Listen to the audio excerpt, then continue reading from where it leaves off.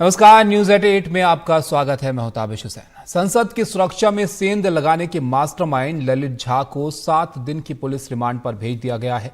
ललित झा ने कल दिल्ली के कर्तव्य पथ थाने में सरेंडर किया था और दिल्ली पुलिस के मुताबिक जयपुर से दिल्ली आते हुए उसने अपने साथियों के मोबाइल भी जला दिए ताकि सबूत मिटाए जा सके।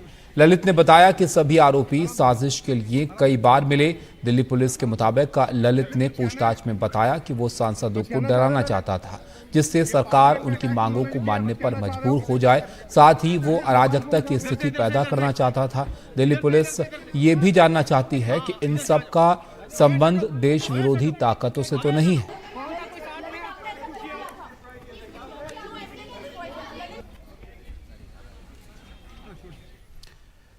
संसद की सुरक्षा में सेंध के आरोपी ललित झा को लेकर बीजेपी और टीएमसी आमने सामने हैं। पश्चिम बंगाल से बीजेपी सांसद लॉकेट चटर्जी ने ललित झा की एक तस्वीर टीएमसी विधायक तपस रॉय के साथ जारी की है और बीजेपी इस मामले पर टीएमसी की मिलीभगत का आरोप लगा रही है, जबकि टीएमसी का कहना है कि बीजेपी जिम्मेदारी से बचने की हर संभव कोशिश कर रही है।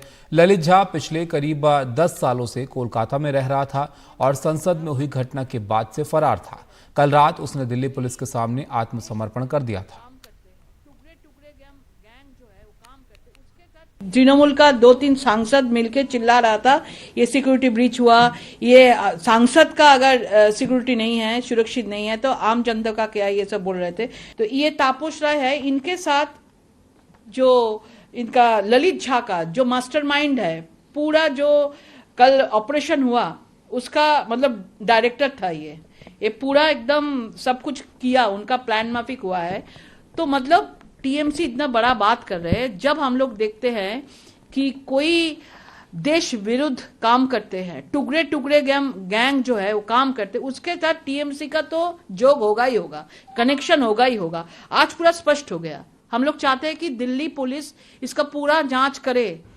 We want Home Minister Amit Shah to come in and address us in the parliament about what exactly happened, how did it happen, and how could a breach of national security at this level, where people come with smoke bombs into the chamber of the Lok Sabha and explode them in the presence of MPs sitting in there, how could such a shocking breach of national security happen? We need him to come and explain that to us, number one.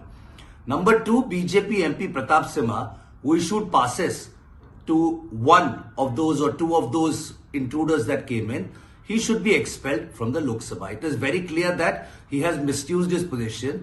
He has misused the privilege that he has in order to grant a pass to somebody by giving a pass to intruders without even checking their background and thereby putting the entire parliament at risk.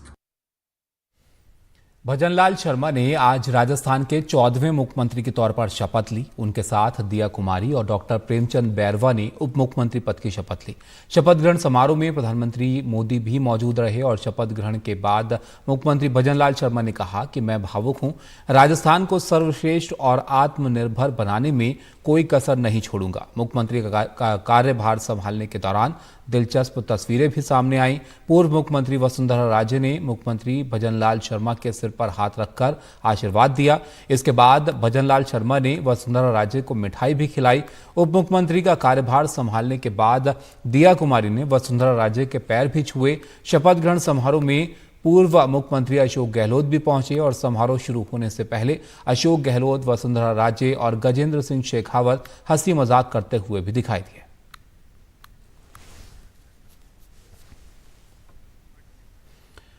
Mathura में श्री कृष्ण जन्मस्थान और शाही ईदगाह के सर्वे पर रोक लगाने से supreme court ने इनकार कर दिया है और सुप्रीम कोर्ट ने आज मुस्लिम पक्ष की याचिका खारिज कर दी। सुप्रीम कोर्ट ने कहा कि अगर सर्वे से समस्या है तो प्रॉपर तरीका अपनाएं, इसके बाद विचार किया जाएगा। गुरुवार को इलाहाबाद हाईकोर्ट ने विवादित स्थल का कमिश्नर सर्वे कराने का आदेश दिया था। इसके बाद शाही ईदगाह और सुन्नी सेंट्रल वक्फ बोर्ड ने इस आदेश को सुप्रीम कोर्ट में चुनौती दी थी। लोकसभा से निष्कासन के बाद टीएमसी नेता महुआ मोइत्रा को सुप्रीम कोर्ट से भी राहत नहीं मिल पाई है। सुप्रीम कोर्ट अब महुआ मोइत्रा की याचिका पर 3 जनवरी को सुनवाई करेगा। सुप्रीम कोर्ट ने कहा कि हमें केस फाइल पढ़ने के लिए वक्त चाहिए। महुआ मोइत्रा पर लोकसभा में सवाल पूछने के बदले कैश और गिफ्ट लेने का आरोप है, जिसके बाद संसद की एथिक्स कमेटी ने उनके निष्कासन की सिफारिश की थी।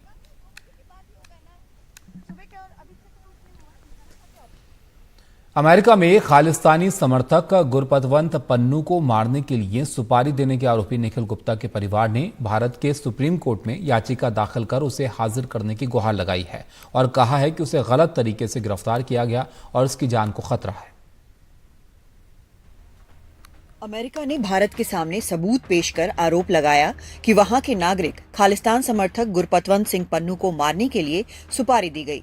कोर्ट के दस्तावेज में इसमें किसी भारतीय खुफिया अधिकारी के इशारे पर निखिल गुप्ता नाम के शख्स पर सुपारी देने का आरोप है। इसे प्राग में गिरफ्तार किया गया है। We have filed a petition by a near friend. हमने भारतीय नागरिक के लिए एक मामला दर्ज करवाया है जिसे चेक गणराज्य में अवैध ढंग से हिरासत में लिया गया है। हमने भारत सरकार को भी अर्जी दी। सुप्रीम कोर्ट 4 जनवरी को मामले की सुनवाई करेगा। From the ministry. अब इसके परिवार की तरफ से भारत के सुप्रीम कोर्ट में याचिका दाखिल कर उसे लाने की गुहार लगाई गई है। कई चौंकाने वाले आरोप भी लगाए गए हैं। गुप्ता को गैर कानूनी तरीके से चेक गणराज्य में गिरफ्तार किया गया। उससे एक काली एसयूवी में पूछताछ की गई। उसके फोन पर कोई डिवाइस लगाई गई। पूछताछ करने वालों ने खुद को अमेरिकी एजेंट बताया। गुप्ता को बताया गया कि उसके खिलाफ इंटरपोल का रेड कॉर्नर नोटिस है, लेकिन ये बात झूठ है क्योंकि दिल्ली, प्राग या इस्तांबुल हवाई अड्डों पर उसे रोका नहीं गया। उसे परिवार को फोन तक करने की इजाजत नहीं दी गई। उसे धमकी दी गई कि अमेरिकी अधिकारियों से सहयोग नहीं किया तो कभी अपने परिवार को नहीं देख पाएगा। वहां की जेल में उसकी जान को खतरा है। जेल में उसे बिल्कुल अकेले रखा गया है। किसी से बातचीत की इजाजत नहीं। खून के संक्रमण से फैलने वाली बीमारी होने का बहाना बनाया गया है। जेल में उसे बीफ खाने को मजबूर किया गया। भारतीय अधिकारी उसके हिरासत में लिए जाने के 20 दिन बाद उससे मिलने आए। मांग है कि गृह मंत्रालय और विदेश मंत्रालय मदद करें। उसके मौलिक अधिकारों की रक्षा की जाए। उसे पूरी कानूनी मदद दी जाए और उसका प्रत्यर्पण कर यहां लाया जाए। अमेरिकी डिपार्टमेंट ऑफ जस्टिस ने जब पन्नू की हत्या की साजिश की जानकारी दी, उसके बाद भारत सरकार ने माना कि अमेरिका ने साजिश के सबूत दिए और सरकारी अधिकारी के शामिल होने के आरोप पर कहा कि ये चिंता की बात है और ये सरकार की नीति नहीं। इस मामले की तह तक पहुंचने के लिए एक विशेष उच्च स्तरीय समिति बनाई गई है। इस मामले पर भारत सरकार से अमेरिकी विदेश मंत्री एंटनी ब्लिंकन से लेकर भारत आए FBI प्रमुख तक ने बात की है। मामला 2 देशों का है, संवेदनशील है। फिलहाल सुप्रीम कोर्ट ने दखल देने से इनकार किया है। कहा है कि चेक गणराज्य की अदालत जाएं। फिर कहा कि याचिका केंद्र सरकार के वकील से साझा करें और मामले को वो 4 जनवरी को सुनेंगे। दिल्ली से आशीष भार्गव के साथ कादम्बिनी शर्मा, NDTV इंडिया। पटना के दानापुर की कोर्ट में आज शूट आउट से हड़कंप मच गया। दानापुर कोर्ट परिसर में बदमाशों ने अंधाधुंध फायरिंग की और कैदी छोटे सरकार की हत्या कर दी। बेउर जेल में बंद कैदी छोटे सरकार को पेशी के लिए कोर्ट लाया गया था, तभी बदमाशों ने फायरिंग की और अफरा तफरी यहां पर मच गई।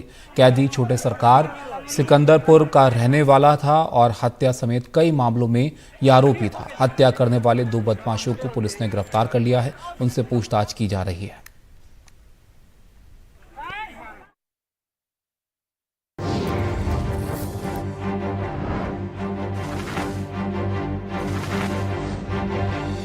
इस साल के शुरू में अदानी समूह को जो घाटा हुआ उसकी काफी हद तक भरपाई समूह ने कर ली है। कुछ लिस्टेड कंपनियों के शेयर काफी ऊंचे जा रहे हैं। अब जानकार और ग्लोबल मीडिया भी इन तथ्यों को रख रहे हैं। साक्षी बजाज ज्यादा जानकारी इसको लेकर दे रही है। गौतम अदानी का कठिनाई से भरा हुआ साल का शायद अब सुखद अंत हो रहा है। रॉयटर्स की रिपोर्ट के अनुसार, जिसका title Gautam Adani can afford a smile about crisis year है, अदानी ग्रुप के लॉसेस बहुत कम हुए हैं और दिसंबर 14 तक $64 बिलियन पर हैं। अदानी एंटरप्राइजेस के शेयर्स अभी भी 18% नीचे हैं। हालांकि एक्सपर्ट्स के मुताबिक ऑल टाइम लो से 75% से भी ज़्यादा रिकवर हुए हैं। जनवरी 24 तक हिंडनबर्ग रिपोर्ट के बाद याद रखिए अदानी पोर्ट्स के शेयर्स जो हैं 36% ऊपर गए हैं तब से, और अदानी पावर के शेयर्स 89% ऊपर गए हैं तब से। अगर हम ओवरऑल शेयर्स देखें तो जनवरी लोज से अदानी ग्रुप के 10 लिस्टेड कंपनियों के शेयर्स कम से कम 70% रिकवर हुए हैं। एक्सपर्ट्स और ग्लोबल मीडिया का मानना ये है कि GQG पार्टनर्स और इंटरनेशनल होल्डिंग कंपनी की इन्वेस्टमेंट्स ने सेंटिमेंट बूस्ट किया है और अदानी ग्रुप के कोलंबो पोर्ट प्रोजेक्ट में US गवर्नमेंट की बड़ी इन्वेस्टमेंट ने भी इन्वेस्टर्स का कॉन्फिडेंस जो है मजबूत किया है। अब रॉयटर्स की रिपोर्ट के अनुसार इस कहानी में भारत जीतने वाला है। याद रखिए कि क्रिटिकल इंफ्रास्ट्रक्चर में गौतम अदानी देश के सबसे बड़े प्राइवेट ऑपरेटर हैं, जैसे कि पोर्ट्स और एयरपोर्ट्स, और भारत विश्व की 5वीं बड़ी इकोनॉमी है। अदानी ग्रुप की रिन्यूएबल एनर्जी और ग्रीन हाइड्रोजन में जो इन्वेस्टमेंट्स हैं, उससे भारत के ऑयल इंपोर्ट्स में कमी आएगी। साक्षी बजाज, NDTV इंडिया के लिए। जम्मू कश्मीर, हिमाचल प्रदेश और उत्तराखंड में बर्फबारी के चलते अब मैदानी इलाकों में ठंड बढ़ गई है। दिल्ली में शुक्रवार सीजन का सबसे ठंडा दिन रहा। दिल्ली में न्यूनतम तापमान 4.9 डिग्री सेल्सियस दर्ज किया गया। दिल्ली में आज शिमला से भी ज्यादा ठंड रही। शिमला में न्यूनतम तापमान 6.8 डिग्री सेल्सियस दर्ज किया गया और मैदानी इलाकों में हरियाणा का हिसार सबसे ज्यादा ठंडा रहा। हिसार में न्यूनतम तापमान 4.2 डिग्री सेल्सियस दर्ज किया गया। हिमाचल प्रदेश के बिलासपुर से हैरान करने वाला वीडियो सामने आया है। बिलासपुर की मशहूर पैराग्लाइडिंग साइट से एक पैराग्लाइडर ने स्कूटी के साथ उड़ान भरी। ये नज़ारा देखकर लोग हैरान रह गए। उड़ान से पहले स्कूटी की बैटरी निकाल दी गई ताकि उसका वजन कम हो सके। पंजाब के पैराग्लाइडर हर्ष ने बांदला से उड़ान भरने के बाद गोविंद सागर झील के दूसरी ओर लैंडिंग की। उड़ान के बाद उन्होंने कहा कि शायद ही देश में किसी ने इस तरह की पैराग्लाइडिंग देखी हो।